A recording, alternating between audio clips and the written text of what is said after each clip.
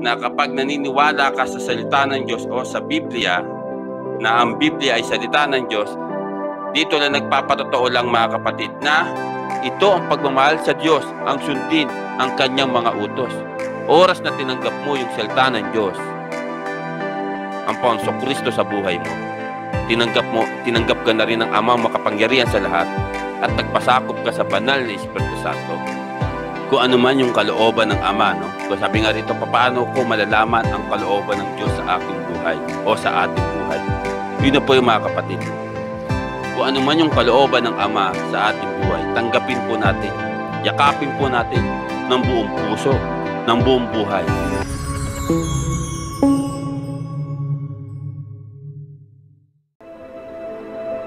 Mga kapatid, tayo muli nagbabalik sa ating gawain o sa ating kapahayagan mula sa magandang balita, Biblia. Matagal-tagal po tayo huminto sa ating pagpapahayag. Bagamat patuloy pa rin ako nag-share ng salita ng Diyos sa pamamagitan sa channel ito, mga kapatid. Ngayon po, tayo muli nagbabalik sa ating gawain o sa ating kapahayagan. Ang katanungan ay ganito, saan ka pupunta kung ikaw ay mamamatay? Dito natin maunawa at maintindihan sa mga taong may mananampalataya at sa mga taong hindi mananampalataya. Nawa, sa pag-aaral nito ay mabuksan ang kaisipan ng isang tao, lalo-lalo na yung hindi mananampalataya, at maunawaan din naman ng taong nananampalataya kung saan karapat-dapat siyang mapunta dahil meron na siyang Kristo sa buhay niya. Bago tayo magpatuloy, mga kapatid, tayo magbigay ng maiksing panalangin sa Ama, Anak at sa banal ni Espiritu Santo sa nawa't sa nawa. Amang Diyos, kami po'y dumadalangin sa oras nito sa pangalan lamang ng Panginoon Kristo at kasapagabay ng banal ni Espiritu Santo. Sa oras ito, Amang Diyos, gabayan nawa kami ng iyong kapangyarihan sapagkat nasa inyo lamang po ang kapuriang kadakilahan, kalawalhatian. Ikaw ang sa nagbibigay biyaya sa bawat isa. Nawa kaligtasan ibigay sa bawat isa mula yung papawid, pandagat o panlupa man. Ano man ang nangyayari, Amang Diyos, sa bawat bansa, kaguluhan sa bawat bansa, at pangyayari dito sa salot na kumalat hanggang ngayon ay hindi pa rin matapos-tapos. Idinadalain ko po, Amang Diyos, sa pangalan lamang ng Panginoon Kristo, ay gumaling ang bawat isa na may karamdaman. At nawa, pagpalain nawa kami ng spiritual o physical man ng pangangailangan namin sa buhay namin. Sa oras ito, pag-aaralan namin, Amang Diyos, kung saan ba mapupunta ang isang tao kapag ito'y namatay na. Kung ano bang uri ang kanyang pupuntahan at kung ano ang dapat niyang gawin para hindi siya papahamak. Amang Diyos, ito'y aking ningit na dalangin sa inyo, Ama, sa pamagitan lamang ng Panginoong Kristo at kasapagabay ng banal na Espiritu Santo. Maraming salamat po, Ama, Anak at banal na Espiritu Santo. Gabayan nawa kami ng iyong kapangyarihan sa pangalan lamang ng Panginoong Kristo at kasapagabay ng banal ni Espiritu Santo sa nawa't sa nawa. So mga kapatid, tayo na po ay magpatuloy sa ating pag-aaral ng katanungan, saan ka pupunta, no? Kung ikaw ay mamamatay. Dito natin matutunghayan, sabi nga ng ating pag-aaral, mga kapatid, napakalinaw na itinuturo ng Biblia na nasa huli, meron lamang dalawang pupuntahan ang tao pagkatapos ng kamatayan, langit o impyerno. Napakalinaw din na itinuturo ng Biblia na maaari mong matiyak ang iyong pupuntahan kung sakaling bawian ka ng buhay. Amen. Glory to God, no, mga kapatid, no? Dito pinapakita dito, mga kapatid, no? Sabi dito, no, napakalinaw na itinuturo ng Biblia na nasa huli, meron lamang dalawang pupuntahan ang tao. Totoo naman. Ano yun? Pagkatapos ng kamatayan, langit o impyerno, mga kapatid. Dalawa lang ang pagpipilian ng tao. Tandaan natin, mga kapatid, habang nabubuhay ang isang tao, mga kapatid, dalawa lang ang kanyang pagpipilian din naman. Habang nabubuhay siya, sumunod sa kalooban ng Ama na nasa langit o sumunod sa prinsipe ng sanlibutan ito. So ngayon, bakit ko sinabi na ang prinsipe ng sanlibutan ito? Kasi tandaan natin, mga kapatid, yung prinsipe ng sanlibutan ito, yun yung tumutukol kay Satanas, mga kapatid. Bagamat si Satanas, mga kapatid, ang kanyang mga kampon ay nagpagala-gala na hindi natin nakikita sa ating kapaligiran, mga kapatid. At yan ang nagliling lang sa ating mga tao. Kaya habang nabubuhay tayo, mga kapatid, dalawa lang ang ating pipiliin naman.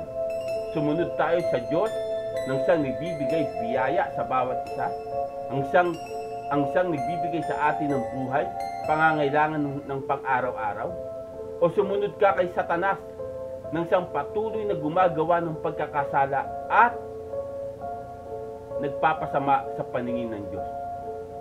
So tuloy, mga kapatid, napakalinaw din na tinuturo ng Biblia na maaari mong matiyak ang iyong puputahan kung sakaling bawian ka ng buhay. Totoo naman, di ba, mga kapatid? Sa Biblia mo lamang makikita at malalaman, mga kapatid, kung saan ka karapat-dapat mapunta kung naniniwala ka sa salita ng Diyos. Kasi ganito kasimple, mga kapatid mo. Kung nagbabasa ka na ng Biblia, may posibilidad na nakakilala ka. Kasi nagbabasa ka ng Biblia eh. Binibigyan ka niya ng kaalaman eh. Pero kung hindi ka nagbabasa ng Biblia, wala kang kinikilalang Diyos katulad ng mga atheists. Yan ang katotohanan, mga kapatid. Tandaan natin, habang naririto tayo sa mundong ito, mga kapatid, dapat nating sundin ang nasasaad sa banal na salita o sa Holy Bible o sa Biblia. Una, meron tayong malaking problema. Tandaan natin, mga kapatid, meron tayong isang malaking problema. Bakit? Kasi lahat tayo ay nagkasala. Ito'y makikita natin sa Roma 3:23. Ganito sinasabi ng talata. Sapagkat ang lahat ay nagkasala at walang sino mang karapat-dapat sa paningin ng Diyos.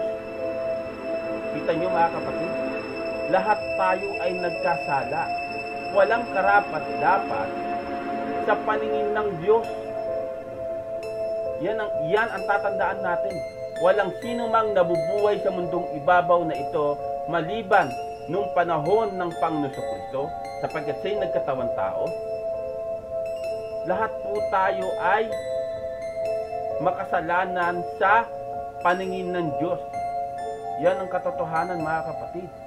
Nakagawa tayo lahat ng mga pagkakamali, gawaing masama at immoral na mga bagay. Makikita natin sa mga ngaral 7:20. Gito sinasabi ng talata. Walang taong nabuhay sa daigdig na gumagawa ng mabuti at hindi nagkakasala. Isipin nyo, mga kapatid, Isipin nyo, mga kapatid, sinasabi ng talata. Gumagawa ka na ng mabuti, pero nagkakasala ka pa rin. Nagkasala ka pa rin. Diba? Kaya, sabi nga, walang matuwid sa paningin ng Diyos. Bakit? Kasi lahat nagkasala sa paningin ng Diyos. So tuloy, mga kapatid, ang kasalanan natin ang naghihiwalay sa atin sa Diyos. Totoo naman. Bakit? Kasi kung patuloy ka gumagawa ng pagkakasala sa paningin ng Diyos, patuloy kang lumalayo sa Kanya. Hindi ka lumalapit eh. Patuloy kang lumalayo. Ang Diyos nag-aantay lang sa atin. Ang Diyos ang nais na umabot sa ating mga kamay. Pero ang tao ang siyang lumalayo. Bakit? Kasi nga ayaw niyang makita ang kanyang tunay na ginagawa sa paningin ng Diyos. Dahil sa isang makasalanan o sa isang gumagawa ng kasamaan. At kung hindi ito masusolusyonan, ang ating kasalanan ang magdadala sa atin ng walang hanggang pagkahiwalay sa Diyos. Totoo naman, ito'y makikita natin sa Mateo 25:46. Dito sinasabi ng talata, mga kapatid. Itatabo yung mga ito sa kaparsahang walang hanggan, ngunit ang mga matuwid ay tatanggap ng buhay na walang hanggan. Amen. Glory to God. Nakita nyo, mga kapatid, sinasabi ng talata. Ngunit ang mga matuwid ay tatanggap ng buhay na walang hanggan. Itong mga matuwid na tinutukoy ito, mga kapatid, ito yung mga taong tumanggap kay Kristo Jesus. ito yung mga taong kumikilala sa Diyos. So kung babalikan natin mga kapatid, sinasabi ng Mateo 25:46, ganito sinasabi ulit mga kapatid, itataboy ang mga ito sa kaparsahang walang hanggan. Ito yung mga taong gumagawa ng kasalanan sa paningin ng Diyos. Ito yung nagpapaksama na masama na at nagpapaksama pa rin. Bakit? Kasi nagpapaninlang at nagpapaninlang sila kay Satanas. At walang hanggang pagkahiwalay na ito ay sa impyerno, na inilarawan sa Biblia na apoy na hindi namamatay. Isipin niyo mga kapatid, itatapon ka doon sa impyerno na kung saan yung apoy hindi namamatay. At ito'y makikita natin sa Pahayag 20:14-15. Ito sinasabi mga kapatid ng talata. Pagkatapos ay itinapon sa lawang apoy ang kamatayan at ang Hades. Ang lawang apoy na ito ang pangalawang kamatayan. Itinapon sa lawang apoy ang sinumang hindi nakasulat ang pangalan sa aklat ng buhay. Amen. Glory to God mga kapatid. Yung mga taong hindi kumikilala sa Panginoon Kristo na ito'y anak ng Diyos at Diyos na nagkatawang tao. At yung mga taong walang kinikilalang Diyos, hindi naniniwala sa Diyos, ito yung itatapon sa lawang apoy. Sino yung kasama niya mga kapatid? Ang kasama niya ay sina. Pagkatapos sa itinapon sa lawang apoy ang kamatayan at ang Hades. Si Hades mga kapatid, itinapon sa lawang apoy. Tandaan natin mga kapatid. Tandaan natin mga kapatid, habang nabubuhay tayo sa mundong itong ginagalawan natin, ang dapat gawin natin ay sumunod sa kalooban ng Ama na nasa langit sa pamamagitan ng Panginoon Kristo at tanggapin ang banal na Espiritu Santo. Ngayon, ang solusyon, naging tao ang Diyos sa persona ni Jesucristo. Pagtitibayin ito ng mga talatang babasahin ko mga kapatid. 1:1. Ito sinasabi ng talata. Sa pasimula pa'y naroon na ang salita. Kasama ng Diyos ang salita. At ang salita ay Diyos. Ito hindi matanggap ng ibang relihiyon mga kapatid. Na bakit daw pinipilit natin, katulad ko na lang, isang Kristiyano, na pinipilit ko na ang Panginoon Kristo, yun ang tumutukoy sa salita. Kung itong ibibigay mong talata na ito mga kapatid, yung unang 1:1, hindi nila ito tatanggapin. Pero bilang ikaw ay may gabay ng banal na Espiritu Santo, maniniwala ka na ang tinutukoy rito ay walang iba kundi ang Panginoon Kristo.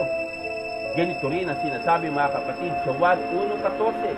Basahin natin ang talata mga kapatid.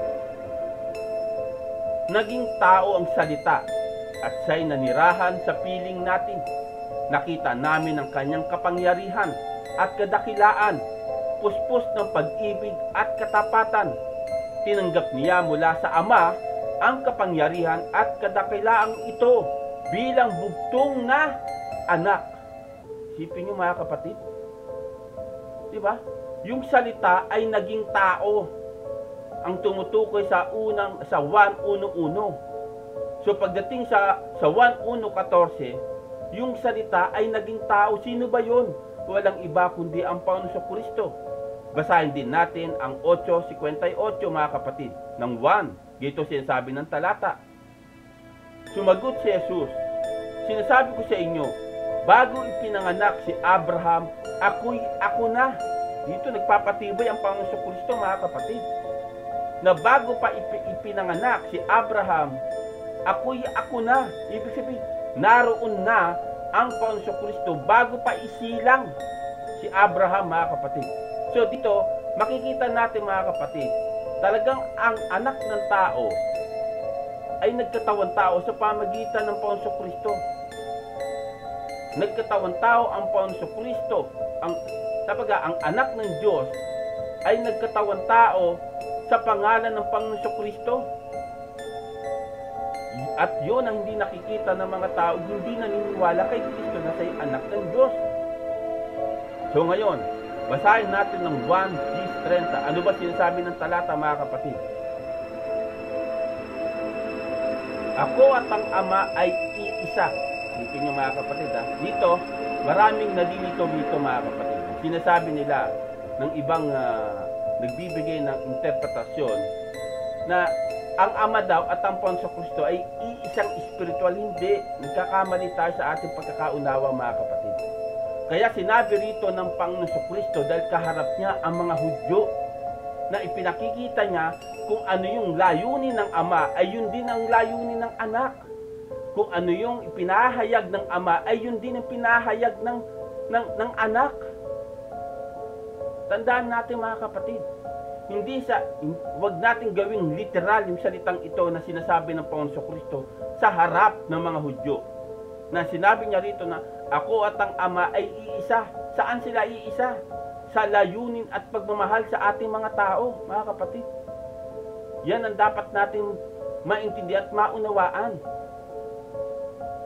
So, nabuhay siya sa isang banal at walang kahit isang kasalanan.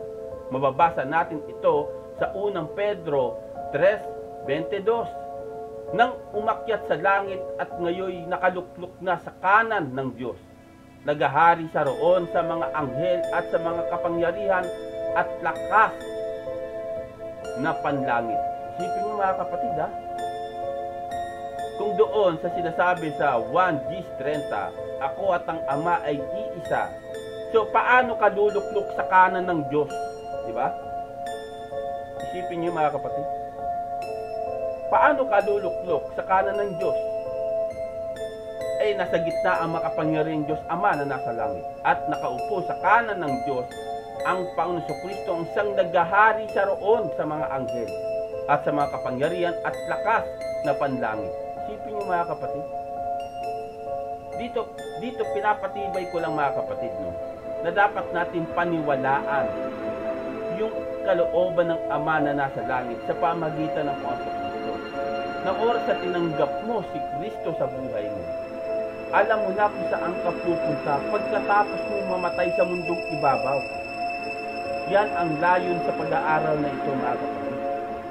So pagtibayin natin yung sinasabi ni Pedro, mga kapatid, no? Unang 1:3-5, ito sinasabi naman ni Apostol Juan. Nilalaman ninyong naparito si Kristo upang pawiin ang ating mga kasalanan at siya'y walang kasalanan. Amen. Glory to God. Diba? Walang kasalanan ang Ponso Kristo, pero inari siya ng mga tao dito sa lupa ng isang makasalanan. Bakit? Kasi nga pinapahayag niya ang katotohanan na hindi matanggap ng mga Hudyo nung panahon na yun mga kapatid. At kusang loob na hinandog ang kanyang buhay bilang ating kahalili. Ito'y mababasa natin sa unang Korinto 15:3. Ito sinasabi ng talata mga kapatid. Sapagkat ibinigay ko sa inyo itong pinakamahalagang aral na tinanggap ko rin. Si Kristo ay namatay dahil sa ating mga kasalanan bilang katuparan ng nasasaad sa kasulatan. Amen. Glory to God mga kapatid. Diba? Dito pinapakita lang natin mga kapatid. Dito pinapakita lang ng ating pag-aaral mga kapatid. Sa unang Korinto 15:3, ang Ponso Kristo ay namatay dahil sa ating mga kasalanan. At ganito rin ang sinasabi sa unang Pedro 1:18-19. Dito sinasabi ng talata mga kapatid. Alam niyo kung ano ang tinubos sa inyo sa walang kabuluhang pamumuhay na inyong minana sa inyong mga magulang. Ang itinubos sa inyo di mga bagay na nasisira o nauubos, paris ng ginto o pilak, kundi ang buhay ni Kristo na inahin sa krus. Siya ang korderong walang batik at kapintasan. Walang kasalanan, diba? Walang kapintasan, pero inaring makasalanan sa paningin ng mga tao. Yan ang nangyari sa panahon, hanggang sa panahon natin mga kapatid. Diba? Kaya nga dito makikita natin mga kapatid, habang nabubuhay tayo sa mundong ito, dapat malaman mo kung ano ang ginawa sa iyo ni Kristo para magkaroon ka ng buhay na walang hanggan. Yung pangako na magkaroon ka ng buhay na walang hanggan mga kapatid, libre lang yun. Libre. walang bayad. Pero kailangan mong tanggapin si Kristo sa buhay mo. Dahil yun ang kalooban ng Ama na nasa langit. So ituloy natin mga kapatid. Binayaran ng kanyang kamatayan ang kaparusahan na para sa ating mga kasalanan.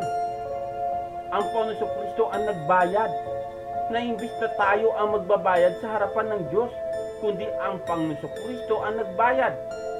Ikalawang Korinto 5:21, gito sinasabi mga kapatid.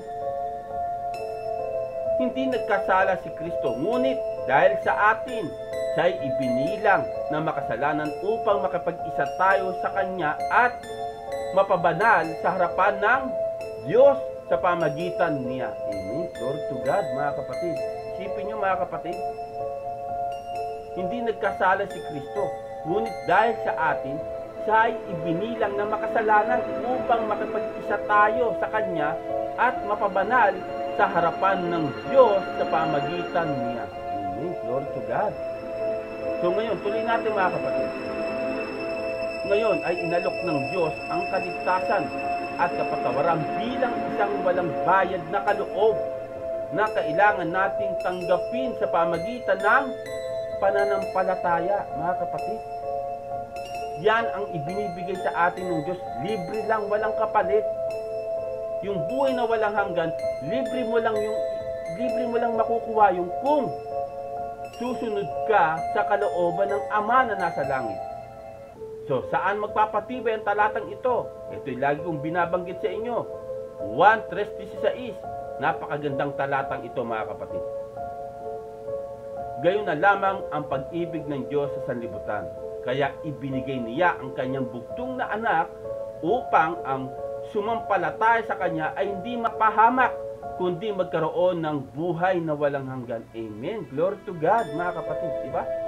Isipin nyo, napakasarap isipin, mga kapatid, na yung ibinibigay sa atin ng Ama na nasa langit, na sumunod lamang tayo o sumampalataya tayo sa Kanyang bugtong na anak para hindi mapahamak kundi magkaroon ng buhay na walang hanggan, mga kapatid. At ganito rin sinasabi sa talata sa Efeso 2:8-9. Sabi nga rito, dahil sa kagandaang loob ng Diyos ay naligtas kayo sa pamagitan ng inyong pananalig kay Kristo. At ang kaligtasang ito'y kaloob ng Diyos, hindi mula sa inyo. Hindi ito dahil sa inyong magawa, kaya't walang dapat ipagmalaki ang sinuman. Diba? Yan sinasabi ni Apostol Pablo, mga kapatid. Diba? Isipin niyo yung kaloob ng Diyos sa ating mga tao, na sumunod tayo sa kalooban ng Ama na nasa langit, na sumampalataya tayo sa Panginoong Kristo at magkakaroon tayo ng buhay na walang hanggan. Pero wag naman sana yung salitang, oo, kung tinatanggap ko si Kristo sa buhay ko, pero patuloy ka pa rin gumagawa ng pagkakasala. Hindi yun, hindi yung counted, mga kapatid. Kailangan taos puso mo, isusuko mo, mga kapatid, yung buhay mo kay Kristo, sa Panginoong Kristo, mga kapatid. Manampalataya ka sa Panginoong Kristo at maliligtas ka. At pati, ito, gawa, mga kapatid, Gawa 6:31, gito sinasabi ng talata, mga kapatid. Sumagot sila, sumampalataya ka sa Panginoong Hesus at maliligtas ka, ikaw at ang iyong sambahayan. Isipin niyo, mga kapatid. Sumampalataya ka sa Panginoong Hesus at maliligtas ka, ikaw at ang iyong sambahayan. Isipin niyo, mga kapatid. Kasi ganito kasimple, mga kapatid. Napakaganda ng talata eh. Kasi oras na sumampalataya ka, mga kapatid, sa Panginoong Kristo, hindi yung posible na ibabahagi mo sa iyong sambahayan yung salita na natutunan mo at tinanggap mo sa buhay mo. Maliban na lang kung meron talagang matinding commitment sa ibang relihiyon, yung mga nasa loob ng sambahayan mo. Pero huwag kang magsawa. Manalangin ka, mga kapatid, at doon bubuksan ng kaliwanagan ng kanilang mata at matatanggap nila kung ano yung natanggap mo, mga kapatid. Kaya nga sabi ng talata, di ba? Balikan natin, mga kapatid. Sumagot sila, sumampalataya ka sa Panginoong Hesus at maliligtas ka, ikaw at ang iyong sambahayan. Isipin niyo mga kapatid, napakasarap isipin. Magtiwala ka kay Jesus lamang bilang iyong tagapagligtas at magtiwala ka sa kanyang handog bilang kabayaran ng iyong mga kasalanan. At kung gagawin mo ito, pinangakuan ka niya ng buhay na walang hanggan sa langit ayon sa salita ng Diyos. Amen. Glory to God mga kapatid. Diba? Kung magkakaroon ka ng tiwala sa Panginoon Jesucristo mga kapatid,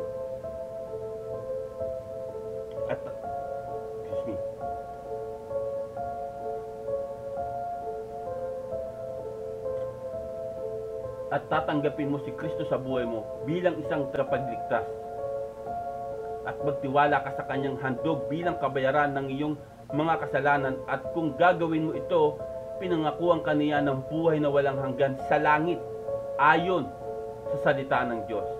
So ngayon, saan ka pupunta kung ikaw ay mamamatay? Na inaalok ng Diyos ang pagpipilian mo. Diba?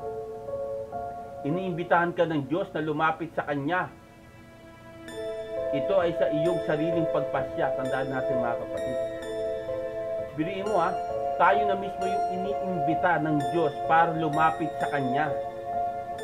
Ngayon, kapag saan ka pupunta kung ikaw ay mamamatay at inaalok ka ng Diyos ang pagpipilian mo, ayon sa ating pag-aaral mga kapatid, ayon sa natutunan mo sa oras ito mga kapatid. Diba? Isipin nyo mga kapatid, napakalinaw sinasabi ng talata. Balikan natin, ito yung paborito kong talata mga kapatid. Ito yung paborito kong talata. Sabi nga rito, gayon na lamang ang pag-ibig ng Diyos sa salibutan. Kaya ibinigay niya ang kanyang buktong na anak upang ang sumampalataya sa kanya hindi mapahamak, kundi magkaroon ng buhay na walang hanggan. Isipin nyo yung mga kapatid. Ito yung pinakamagandang talata na ini-encourage tayo ng Diyos na sumampalataya tayo sa kanyang buktong na anak para hindi mapahamak, kundi magkaroon ng buhay na walang hanggan. Diba? Nasa sarili mo na yung pagpapasya mga kapatid, kung ano ang dapat mong gawin sa buhay mo habang ikaw ay nabubuhay sa mundong ito. May oras pa at may panahon pa mga kapatid. Tutuloy, kung nararamdaman mo na inilalapit ka ng Diyos sa pananampalataya kay Kristo, ito'y makikita sa 1:6-44. Ito sinasabi ng talata mga kapatid. Walang makalalapit sa akin malibang dalhin siya ng amang nagsugo sa akin. At ang lalapit sa akin ay muli kong bubuhayin sa huling araw. Amen. Glory to God. Sipin nyo mga kapatid, Sipin nyo. Sabi ng talata, walang makalalapit sa akin malibang dalhin siya ng amang nagsugo sa akin. At ang lalapit sa akin ay muli kong bubuhayin sa huling araw. Isipin nyo mga kapatid. Ang lahat makalalapit sa Panginoon Jesucristo, ang ibig sabihin, kalooban ng Ama na inilapit ka sa Kanya, sa Kanyang buktong na anak. At ang lahat ng lumalapit sa anak ay muli niyang bubuhayin sa huling araw. Iyon ang napakalinaw mga kapatid. Lumapit ka sa tagapagligtas. Natanggapin mo sa buhay mo ang Panginoon Jesucristo bilang tagapagligtas.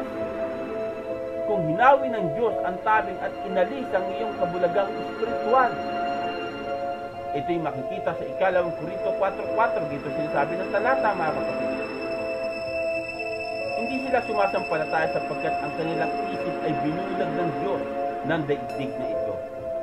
Sila'y binulag dito upang hindi nila makita ang liwanag ng mabuting balita tungkol sa kaningningan ni Kristo na siyang larawan ng Diyos.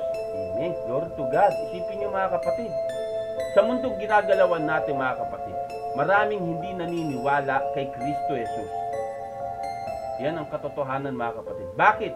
Bakit hindi nila pinaniniwalaan? Kasi binulag na sila ng Diyos ng sanlibutan. Walang iba kundi si Satanas. Yun ang bumubulag sa sa kanilang pagkakita sa katotohanan, mga kapatid. Isipin niyo, mga kapatid, balikan natin yung talata, mga kapatid, no? Hindi sila sumasampalataya sapagkat ang kanilang isip ay binulag ng Diyos ng daigdig na ito. Sila'y binulag dito upang hindi nila makita ang liwanag ng mabuting balita tungkol sa kaningningan ni Kristo na siyang larawan ng Diyos. Amen. Glory to God, mga kapatid. Isipin niyo, mga kapatid. Diba? Kaya dito makikita natin, tumingin ka sa tumingin ka sa tagapagligtas. Yun ang nais ng Ama na nasa langit, mga kapatid. Kung nararanasan mo ang ningas ng buhay na wala sa iyo noon, ito yung makikita natin sa Efeso 2:1. Ito sinasabi, mga kapatid. Nung unay mga patay kayo dahil sa inyong pagsaway at mga kasalanan. Ito naman, di ba, mga kapatid? Nung hindi pa tayo nakakilala sa Panginoon, patay tayo. Bakit? Kasi sa paggawa natin ng kasalanan. Mabuhay ka para sa tagapagligtas. Tandaan natin, pag tinanggap mo si Kristo sa buhay mo, magkakaroon ka na ng kaligtasan at magkakaroon ka pa ng buhay na walang hanggan. Saan ka pupunta kung ikaw ay mamamatay? Langit o impyerno? O sa tinanggap mo si Kristo sa buhay mo? Yan ang katanungan, mga kapatid. Sa pamagitan ni Kristo, maiwasan mo ang pagpunta sa impyerno. Totoo naman. Tanggapin mo si Jesucristo na iyong tagapagligtas at langit ang iyong magiging huling hantungan. Kung hindi ka magsisisi at tatanggap kay Jesucristo, walang ibang pupuntahan kundi ang apoy na hindi namamatay sa impyerno. 1:14-6, basahin po natin, mga kapatid. Sumagot si Jesus, ako ang daan, ang katotohanan at ang buhay. Walang makapupunta sa Ama kundi sa pamamagitan ko. Glory to God. Totoo naman, di ba, mga kapatid? Yan ang ibinibigay, yan ang nais iparting sa mga tao ng Panginoon Kristo. Siya ang daan, siya ang katotohanan, siya ang buhay. Walang makalalapit sa Ama kundi sa pamamagitan niya. Nasaan ba yung Ama? Asan ba yung Ama na sinasabi niya andoon sa langit? Kung nasaan, mga kapatid, na wala ng sakit, wala ng lungkot, wala ng pighati, kundi lahat ay kasiyahan at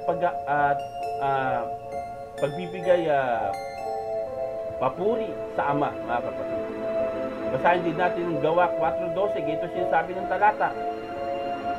Kay Jesucristo lamang matatagpuan ang kaligtasan, sapagkat sa silong ng langit ang kanyang pangalang lamang ang ibinigay ng Diyos sa ikaliligtas ng tao. Amen. Glory to God, mga kapatid. Diba?